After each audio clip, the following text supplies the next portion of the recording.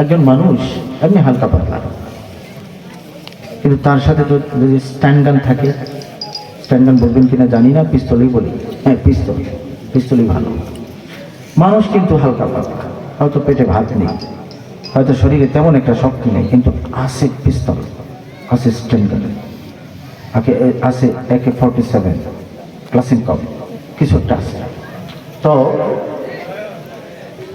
এই লোকের সামনে এই হালকা পাতলা মানুষটাকে ওনারা ভয় পাইবে না? বলেন, ধাক্কা মারলে পড়বে, কিন্তু এরপরে যে জিনিস সাথে আছে এই কারণে এই লোককে সবাই ভয় পাইবে, এই লোকটাকে সবাই আতঙ্ক, মানে সবাই এই লোককে অন্য নজরে দেখবে, কারণ তার সাথে এমন একটা শক্তি আছে যে শক্তির সামনে দাঁড়াতে পারবে, সেই জন্য ওটা থাকার কারণে তার শক্তি বেড়ে যাবে। ভাইরা আমার, কোরআন যখন এমন একটা শক্তি যার সামনে কেউ দাঁড়াতে পারে না, তখন এইভাবে বুঝতে হবে, মুসলমানরা যদি কোরআনের সাথে সম্পর্কিত হয়ে যায়, মুসলমানদের সাথে যদি কোরআন থাকে, মুসলমান যদি কোরআনের সাথে সম্পর্ক রাখে, মুসলমানের জীবনে যদি কোরআন থাকে, তাহলে দুনিয়ার কোনো শক্তি মুসলমানের সামনে দাঁড়াইতে পারবে না। যদিও আমাদের তাদের মতো অস্ত্র নাই, যদিও আমাদের ট্যাঙ্ক তেমন নেই, যদিও আধুনিক প্রযুক্তির অস্ত্র নেই, কিন্তু সব থেকে বড় অস্ত্র যদি মুসলমানের সাথে থাকে, মুজিজা যার সামনে কেউ দাঁড়াতে পারে না, এর সাথে যদি মুসলমানের সম্পর্ক হয়, ইন্ডিয়া কেন, ইন্ডিয়ার দাদাও মুসলমানদের সাথে দাঁড়াইতে পারে। আজকে আমাদেরকে ভয় দেখানো হচ্ছে, আমাদের স্বাধীনতা সার্বভৌমত্বের জন্য এরা হুমকির মতো হুমকি দিয়ে কথা বলছে, চোখ রাঙ্গাচ্ছে। আমি চ্যালেঞ্জ দিয়ে বলতে পারি, আমাদের সম্পর্ক যদি আল্লাহর কালাম কোরআনের সাথে মজবুত হয়ে যায়, কোন শক্তি মুসলমানের সাথে দাঁড়াতে পারে। সেই জন্য ভাইরা আমি বলবো, এই কোরআনের মার্কাজগুলো, এই মার্কাজের মাধ্যমে আমরা কোরআনের সাথে সম্পর্ক তৈরি করতে হবে, কোরআন অনুযায়ী জীবন গঠন করতে হবে, আমাদের সন্তানদেরকে কোরআন শিক্ষা দিতে হবে।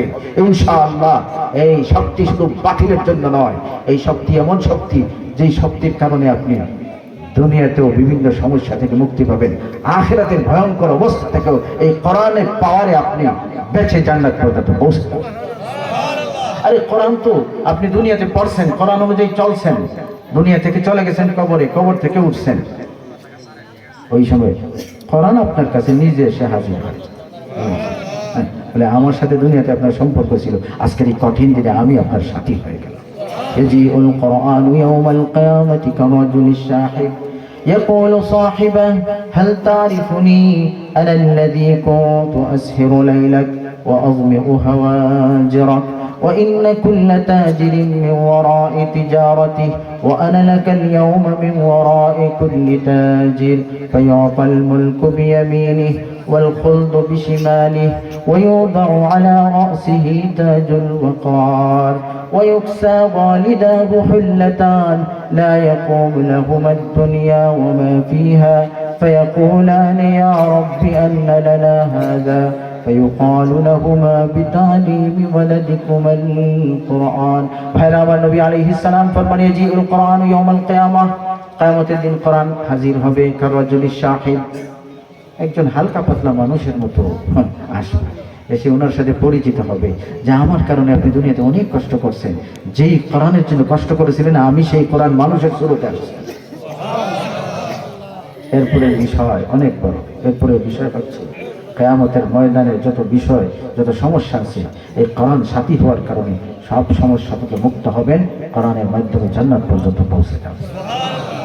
যাই হোক ভাইরা আমার, কথা আমি আর দীর্ঘায়িত করতে চাই না, আমি এটাই বলতে চেয়েছিলাম যে এই যে মার্কাজ, এখানে কোরআনের সাথে আমাদের সম্পৃক্ত হওয়ার একটা সুযোগ তৈরি হয়েছে, আমাদের বাচ্চারা কোরআন পড়তে পারতেছে, কোরআন নবীজির শ্রেষ্ঠতম মুজিজা, এই কোরআনের সাথে যদি আমাদের সব সম্পর্ক হয়ে যায়, তাহলে আমরা শক্তিশালী হয়ে যাব, আমরা দুনিয়াতেও শক্তিশালী থাকবো, আখিরাতেও যে বিপদ আপদগুলো আছে কোরআনের মাধ্যমে সেগুলো থেকেও পার পাওয়ার ব্যবস্থা পেয়ে যাবে। সেই জন্য আমরা কোরআনের সাথে সম্পর্ক করতে হবে না ইনশাআল্লাহ। হ্যাঁ, আমরা সম্পর্ক করব। মাদ্রাসায় সন্তান যেমন নিতে হবে, এই মাদ্রাসায় সঠিক সুন্দরভাবে চলার জন্য সাহায্য সহযোগিতা করতে হবে, আমাদের জীবনটাও কোরআনের আলোকে গঠন করতে হবে। আল্লাহ আমাদেরকে কথাগুলো বুঝার আমলে তৌফিক দান করুন। আমিন ওয়া আখিরু দাওয়ানা আলহামদুলিল্লাহ।